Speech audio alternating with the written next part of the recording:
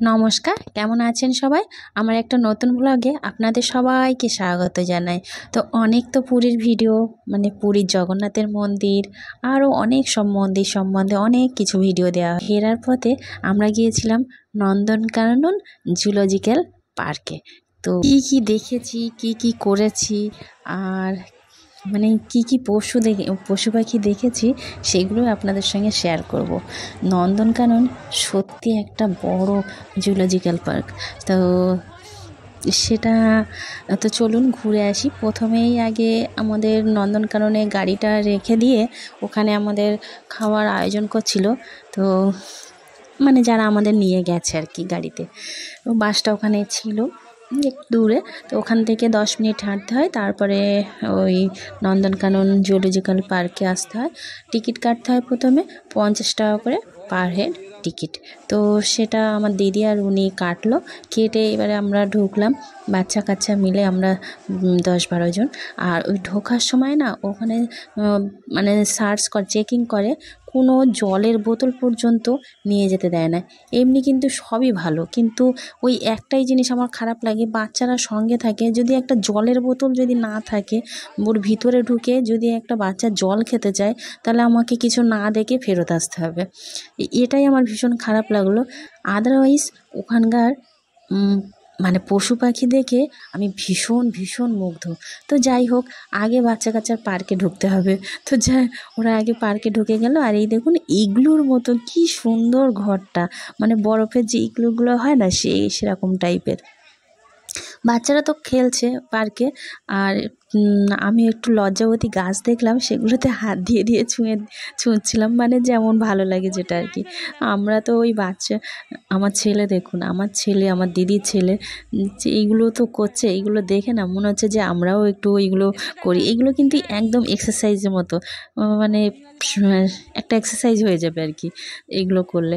তো কিন্তু 13 বছরের উপরে ওখানে অ্যালাউ নেই, মানে ওই জিনিসগুলোতে চড়ার বা কোনো কিছু খেলার 13 বছরের ঊর্ধ্বে কোনো অ্যালাউ নেই। থাকলে মানে ফাইন দিতে হবে। তো যাই হোক, তারপরে আমরা পার্কে বেশিক্ষণ থাকা হলো না। পার্ক থেকে বেরিয়ে আগে ম্যাপটার দিকে একটু চোখ বুলিয়ে নিলাম, মানে কোথা দিয়ে গেলে কি কি দেখতে পাবো সেই ম্যাপটা। তারপরে একটা দেখলাম হসপিটাল, মানে পশু পাখিদের হসপিটাল। ওদেরও তো শরীর খারাপ করে, তবে কিভাবে চিকিৎসা করে সেটার ব্যবস্থা আমি কোনোদিন দেখতে পাইনি। আর কিভাবে করে সেটা আমার মাথায় ঢোকেই না, যে একটা বাঘের যদি শরীরটা খারাপ করে তাকে কিভাবে চিকিৎসা করবে। তো চলুন, আগেই গিয়ে দেখলাম বাঘ তো বাঘ, মানে কি বলবো, আমাদের এই কলকাতা চিড়িয়াখানাতে যে বাঘ আমরা দেখেছি তার 3 গুণ বড় বাঘগুলো। আর এই যে আমাদের সিংহ মামা এখন ঘুমাচ্ছে। তো ইনি তো বনের রাজা। আমি শুনেছি যে সিংহ নাকি 24 ঘন্টার মধ্যে 18 ঘন্টা ঘুমায়। তো মানে আমি চিড়িয়াখানাতেও সিংহ দেখেছি, সেখানেও ঘুমন্ত অবস্থায় দেখেছি। আর এইখানে নন্দনকাননে এখানেও 4টে সিংহ দেখলাম, 4জনেই ঘুমাচ্ছে, একটু নড়াচড়া করতেও দেখলাম না। কিন্তু দেখে খুব ভীষণ আনন্দ পেলাম, সবাই আনন্দ পেল। যা এই বাঘ, মানে কি বলবো, কি ভয়ঙ্কর বড় বড় বাঘ, মানে আমরা কিছু না হোক 12টা বাঘ দেখেছি। আর চেহারা আমাদের কলকাতা চিড়িয়াখানার বাঘের থেকে 3 গুণ বড় চেহারা। আর যেমন স্বাস্থ্য তেমন সুন্দর ঘোরাফেরা করছে। আমাদের কলকাতা চিড়িয়াখানাতে এরকমভাবে ঘোরাফেরা করতে দেখি না, সব সময় জবুথবু হয়ে বসে থাকে। জানি না ওদের মনে হয় খাওয়া হয় কি না জানি না, মানে ওদের ঠিকভাবে যতটা চাহিদা খাওয়া ততটা হয় কিনা জানি না। তবে এই নন্দনকানন জুলজিক্যাল পার্কের যে বাঘগুলো দেখলাম, বাঘ দেখে সত্যি পয়সা উসুল, 50 টাকা কোনো গায়েই লাগেনি। তো দেখুন, বসে আছে বাঘ মামা, আবার দেখে তো ভয়ঙ্কর ভয়ঙ্কর, কি এত দেখে এত ভয় লাগছিল। তো বাঘগুলো কি সুন্দর খেলাধুলো করছিল, মানে একটা দুটো বাঘ একসঙ্গে খেলা করছে কি ওরা নিজেদের মধ্যে কি করছে জানি না, মারপিট করছে কি। তো একসঙ্গে দুটো তিনটে করে বাঘ। আচ্ছা চলে আসি হাতির এখানে, একটা বড় হাতি আর একটা বাচ্চা হাতি, সুন্দর লাগছিল। তার পাশে দুজন লোক ছিল, তারা হাতির দেখাশুনো করে, মানে মাহুত বলে। তো মাহুত আমরা তো ওই ছোটোবেলায় বইতেই পড়েছি যে হাতির দেখাশোনা যারা করে তাদেরকে মাহুত বলে। তো এবার হাতিটা দেখার পরে আবার চলে আসছি, দেখুন বাঘ এই জঙ্গলের ভিতরে না, সেই বেশ উঁচু উঁচু করা আর বেশ বড় বড় মাচা, মানে আমাদের খাট যত বড় বড় হয় তার থেকেও বড় বড়।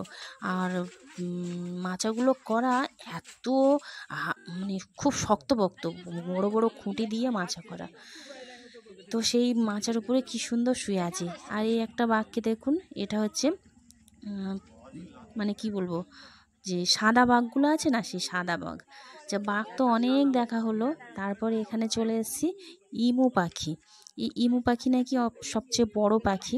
তো সত্যিই তাই, এই উট পাখিও বলে না অস্ট্রিচ যারে বলে, এটা ইমু পাখি নয়, মানে অস্ট্রিচ, উট পাখি নাকি বলে, ওখানে লেখা ছিল অস্ট্রিচ। তো যাই হোক, এই অস্ট্রিচটাকে দেখলাম, বেশ বড় সড়ো দুটো ছিল।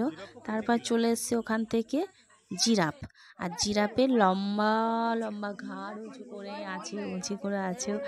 তো ওদের খাবারটা না একদম উপরে, মানে একতলা ছাদের সমান প্রায়, সেই উপরে খাবারটা দিয়ে রেখেছে, সেইগুলোই খাচ্ছে ওরা। আর বড় বড় গাছের সেই একদম উপরের পাতাগুলো বেশ লম্বা, গলা উঁচু করলে বেশ সুন্দর লাগে। তো সেখানে একটু ছবি টবি তুললাম। আর এবার চলে আসলাম, কত যে কুমির দেখলাম, কুমিরের আনাগোনা নেই, মানে অনেক অনেক কুমির, কিন্তু একটাও ভাই নড়াচড়া করতে দেখছি না, হাঁ করতেও দেখছি না। সব শুয়ে আছে, মনে হচ্ছে সব মরা সব মরার মতো শুয়ে আছে। এবার ওই কুমিরটা ওখান থেকেই বা মানে জঙ্গলের ভিতর থেকে জলের দিকে আসছিল, একটু নড়াচড়া করে আসছিল, যখন ক্যামেরা জুম করলাম বন্ধ। আর এইটাকে, এই যে জলে আছে, এটাকে নাকি কি ঘড়িয়াল না কি বলে, এটা আমি ঠিক জানি না, তবে আমার উনি বলছিল এটাকে ঘড়িয়াল বলে। আর পাশের জঙ্গলে মানে এই ঘড়িয়াল আছে, তার পাশে একটা ময়ূর দেখা যাচ্ছে।